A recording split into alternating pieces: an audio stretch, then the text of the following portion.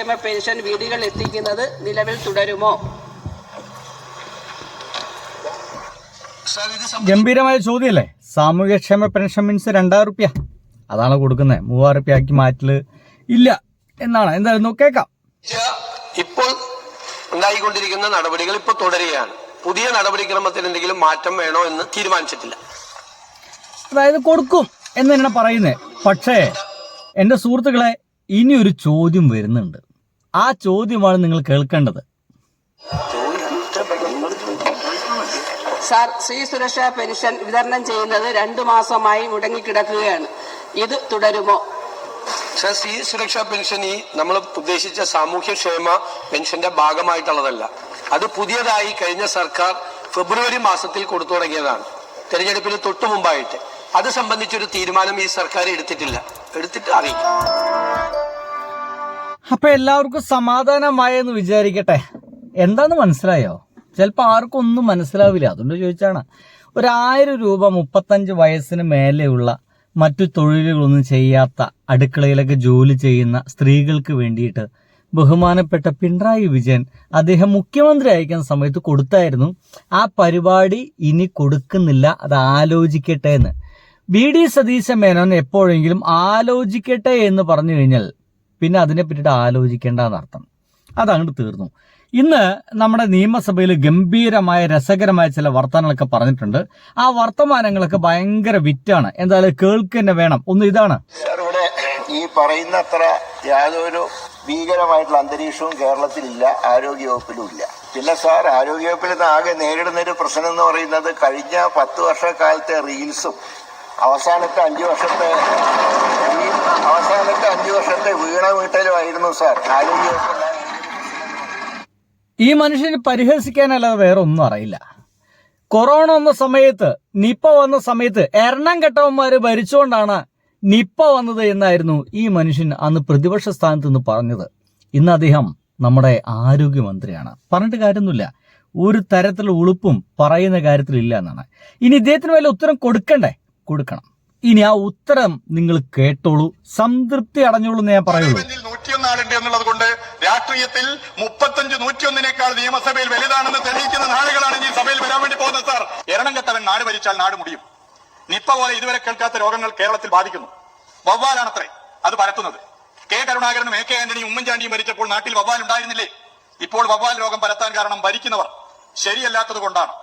പക്ഷെ ഞങ്ങൾ ഈ കാഴ്ചപ്പാടുള്ളവരല്ല സാർ. സാർ, ശബരിമല ഡ്യൂട്ടിക്ക് കണ്ടില്ലേ, കൃത്യമായിട്ടും അതിന് ഉത്തരം കൊടുത്തു. ഞങ്ങൾ ഈ ഒരു നിലപാടുള്ള ആൾക്കാരല്ല. നിങ്ങളെപ്പോലെ എന്തെങ്കിലും അസുഖം കേരളത്തിൽ വരുമ്പോൾ അത് എണ്ണം കെട്ടവന്മാർ ഭരിക്കുന്നതുകൊണ്ടാണ് എന്ന താങ്കൾ അഭിപ്രായം പോലെ അഭിപ്രായം പറയാൻ ഞങ്ങൾ തയ്യാറല്ല എന്ന് കൃത്യമായിട്ട് തന്നെ LDF പറഞ്ഞു കഴിഞ്ഞിട്ടുണ്ട്. അത് 31 31 സംഖ്യ വെച്ചിട്ട് ആ ഒരു 100 ചില്ലറ ആളുകളെ എന്താ പറയുക, ഇരുത്തിയിട്ട് ഒരു വിധത്തിലേക്ക് പറഞ്ഞയക്കുന്ന രീതിയിലാണ് ഇപ്പോൾ കാര്യങ്ങൾ കിടക്കുന്നത്. നോക്കൂ സുഹൃത്തുക്കളെ, കഴിഞ്ഞ ഈ ഒരു ഒറ്റ മാസത്തിൽ 76ഓളം പേരാണ് വെറും പനി പിടിച്ചിട്ട് നമ്മുടെ കേരളത്തിൽ മരിച്ചു പോയത്. നമ്മുടെ ചാനലുകളൊന്നും ചർച്ച ചെയ്യുന്നേ ഇല്ല. ഇനി ചർച്ച ചെയ്യുന്നുണ്ടെങ്കിൽ ആ ചർച്ചയുടെ സമയത്ത് കറണ്ട് കെട്ടും. എന്നാ ചെയ്യും എൻ്റെ സുഹൃത്തുക്കളെ? കുടുങ്ങിപ്പോയില്ലേ? ഇനി കേൾക്ക് നിങ്ങൾ. ഡോക്ടർമാരെ വേണമെന്ന് പറഞ്ഞ് ദേവസ്വം വകുപ്പ് ആരോഗ്യവകുപ്പിന് കത്തെഴുതി സാർ. ആരോഗ്യവകുപ്പ് തിരിച്ചു പറഞ്ഞു ഡോക്ടർമാരെ തരില്ല. ദേവസ്വം വകുപ്പിന്റെ മന്ത്രിയുടെ പേര് ശ്രീ K മുരളീധരനാണ് സാർ. ആരോഗ്യവകുപ്പ് മന്ത്രിയുടെ പേരും ശ്രീ K മുരളീധരനാണ് എന്നുള്ളത് ഞാൻ ഓർമ്മപ്പെടുത്താൻ. അതാണ് ദ ബെസ്റ്റ്. ആ 2 വകുപ്പ് ഭരിക്കുന്നത് ഒരാള്. ആരോഗ്യ വകുപ്പും ഭരിക്കുന്നത് മുരളീധരനാണ്, ദേവസ്വം ഭരിക്കുന്നത് മുരളീധരനാണ്. നമ്മുടെ ശബരിമലയ്ക്ക് ഡോക്ടർമാരെ വേണം, നഴ്സുമാരെ വേണം, ഇല്ലയോ? ആ ഒരു ആവശ്യമൊക്കെ വരുന്നുണ്ട്. അപ്പൊ അവിടേക്ക് ഡോക്ടർമാരെ വേണമെന്ന് ആരോഗ്യ വകുപ്പിനോട് ദേവസ്വം വകുപ്പ് ചോദിച്ചപ്പോൾ ആരോഗ്യ വകുപ്പ് പറഞ്ഞു തരാൻ പറ്റില്ല എന്ന് വെച്ച് കഴിഞ്ഞാല് K മുരളീധരനോട് കുറച്ച് ഡോക്ടർമാരെ വേണമെന്ന് പറയുന്നു. മുരളീധരനോട് പറയുന്നു ഞങ്ങൾ തരൂലാന്ന്. പിടികിട്ടിയ?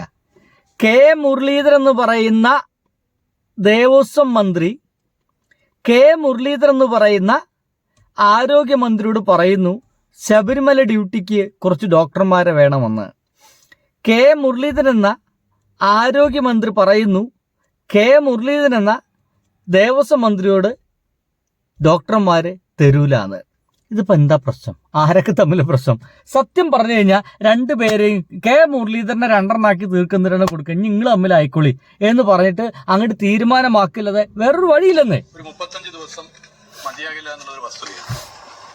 പക്ഷെ ഒരു സർക്കാർ ഏത് ദിശയിലേക്കാണ് സഞ്ചരിക്കുന്നതെന്ന് തിരിച്ചറിയാൻ 35 ദിവസം ധാരാളമാണ് സാർ. ഇവിടെ ഇത്തരം പകർച്ചവ്യാധികൾ വരുന്നത് ഏതെങ്കിലും ഒരു മുന്നണി നയിക്കുന്ന സർക്കാർ ഭരിക്കുന്നത് കൊണ്ടാണെന്ന് കരുതുന്നവരല്ല ഞങ്ങൾ. ഇവിടെ ഏതെങ്കിലും തരത്തിലുള്ള പകർച്ചവ്യാധി വരുന്നത് ഏതെങ്കിലും ഭരണാധികാരി ഭരിക്കുന്നത് കൊണ്ടാണെന്ന് കരുതുന്നവരല്ല സാർ ഞങ്ങൾ. ഇപ്പോഴത്തെ ആരോഗ്യമന്ത്രിയുടെ കാഴ്ചപ്പാടല്ല ഞങ്ങളുടെ കാഴ്ചപ്പാട്. അടിപൊളി. അതൊക്കെ ഇങ്ങനെ ഉത്തരങ്ങളൊക്കെ അങ്ങനെ കൊടുക്കാനും വേണം. കാരണം ഞാനൊക്കെ വിചാരിച്ചു ഇവരൊക്കെ നിശബ്ദമായിരിക്കുന്ന ചില കാര്യങ്ങളൊക്കെ നല്ല മറുപടി കൊടുക്കണമല്ലോ. എന്തായാലും ഇന്നത്തെ നിയമസഭ ആര് തൂക്കി? LDF-കാര് തൂക്കി എന്ന് പറയേണ്ടി വരും. സർക്കാരിനോടൊപ്പം നിന്നുകൊണ്ട് എന്തൊക്കെ ഇടപെടൽ നടത്താൻ വേണ്ടി സാധിക്കും ആ ഇടപെടലുകൾ നടത്തി മുന്നോട്ട് പോവുക എന്നുള്ള ക്രിയാത്മക പ്രതിപക്ഷത്തിന്റെ ചുമതലയാണ് ഞങ്ങൾ നിർവഹിച്ചിട്ടുള്ളത്, നിർവഹിക്കാൻ ഉദ്ദേശിച്ചിട്ടുമുള്ളത്.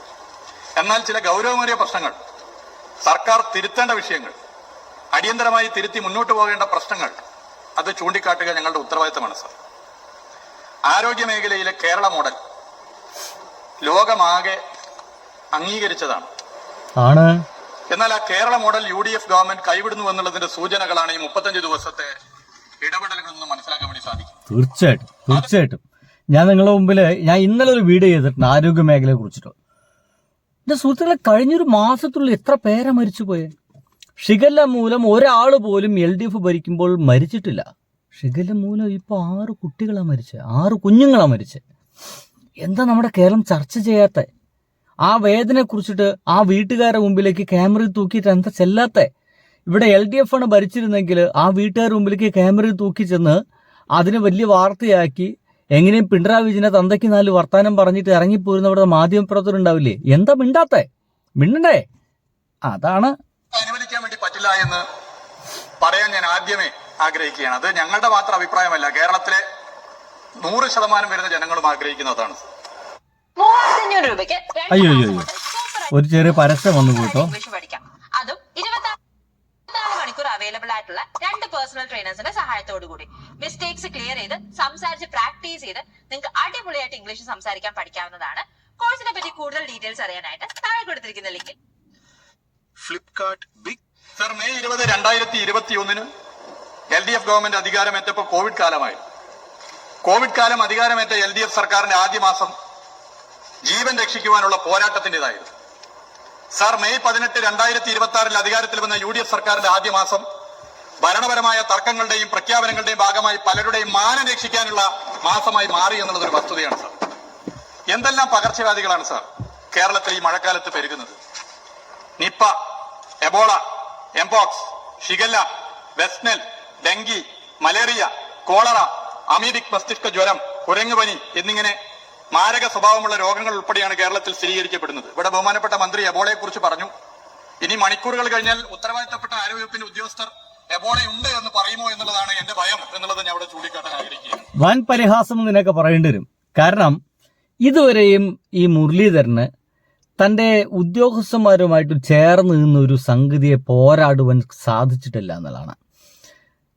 കളക്ടർ ഒന്ന് പറയും, കുറച്ച് കഴിഞ്ഞാൽ നമ്മുടെ മുരളീധരൻ എന്ന് പറയുന്ന ആരോഗ്യമന്ത്രി വേറൊന്ന് പറയും. കാരണം ഇവർക്ക് പരസ്പരം ഇൻഫർമേഷൻ പോലും കൈമാറ്റം ചെയ്യാൻ കഴിയാത്ത വിധത്തിൽ എന്തോ ആ തരത്തിൽ ഇടപെടാൻ ഇവർക്ക് സാധിക്കുന്നില്ല. പച്ചമലയാളത്ത് പറഞ്ഞ് ഇവർക്ക് അറിഞ്ഞൂടെന്നേ, ഭരണം നടത്താൻ ഇവന്മാർക്ക് അറിഞ്ഞൂടാ. ഇത് അറിയാമായിരുന്നെങ്കിൽ ഇത്ര അധികം ആളുകളൊന്നും നമ്മുടെ കേരളത്തിൽ മരിച്ചു പോകില്ലായിരുന്നു. വെറും പനി പിടിച്ചിട്ടാണ് ഈ മരിക്കുന്നത്. പനി ഇപ്പൊ തന്നെ ആയിരക്കണക്കിന് ആളുകൾ പനി പിടിച്ചിട്ടാണ് നടക്കുന്നത്. 35 ദിവസത്തെ അനുഭവം അതാണ് സാർ. സാർ, പകർച്ചവ്യാധികൾ കേരളത്തിൽ പടരുന്നതിന്റെ കാരണം അത് ആര് ഭരിക്കുന്നു എന്നുള്ളത് നോക്കിയല്ല, എന്നാൽ അവ തടയുന്നതിൽ സർക്കാരിന്റെ കാഴ്ചപ്പാട് എന്ത് എന്നുള്ളതാണ് സാർ പ്രധാന പ്രശ്നം.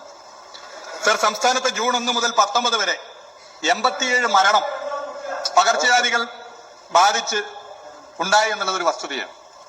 ഷിഗല്ല 7 മരണം, 133 രോഗബാധിതർ. സോറി, ഞാൻ പറഞ്ഞ 7 മരണം, 150 രോഗബാധിതർ. വയറിളക്കം 5 മരണം, 58,031 രോഗബാധിതർ. മസ്തിഷ്കജ്വരം 4 മരണം, 14 രോഗബാധിതർ. മഞ്ഞപ്പിത്തം 4 മരണം, 469 രോഗബാധിതർ. ഡെങ്കിപ്പനി 11 മരണം 1270 രോഗബാധിതർ, എലിപ്പനി 13 മരണം 469 രോഗബാധിതർ, അമീബിക് മസ്തിഷ്ക ജ്വരം 3 മരണം 13 രോഗബാധിതർ, പനി 2 മരണം 2,19,988 രോഗബാധിതർ, ടൈഫസ് 1 മരണം 40 രോഗബാധിതർ, ചിക്കൻ ബോക്സ് 1 മരണം 1640 രോഗബാധിതർ, ചിക്കൻ ബോക്സ് ഒക്കെ പിടിച്ച ആൾക്കാർ മരിക്കുക. വെസ്റ്റിനിൽ മരണമില്ല 6 രോഗബാധിതർ, എംബോക്സ് മരണമില്ല ഒരാൾക്ക് രോഗബാധ, സർ നിപ്പ മരണമില്ല ഒരാൾ അത്യാസന്ന നിലയിലാണ്. പൊന്നു സുഹൃത്തുക്കളെ, എന്തൊരവസ്ഥയിലേക്കാണ് നമ്മൾ പോകുന്നത് ആലോചിക്കുക. എന്തൊരവസ്ഥയിലേക്കാണ് നമ്മൾ പോകുന്നത്. എന്തൊരു ഭീകരാവസ്ഥയാണ്.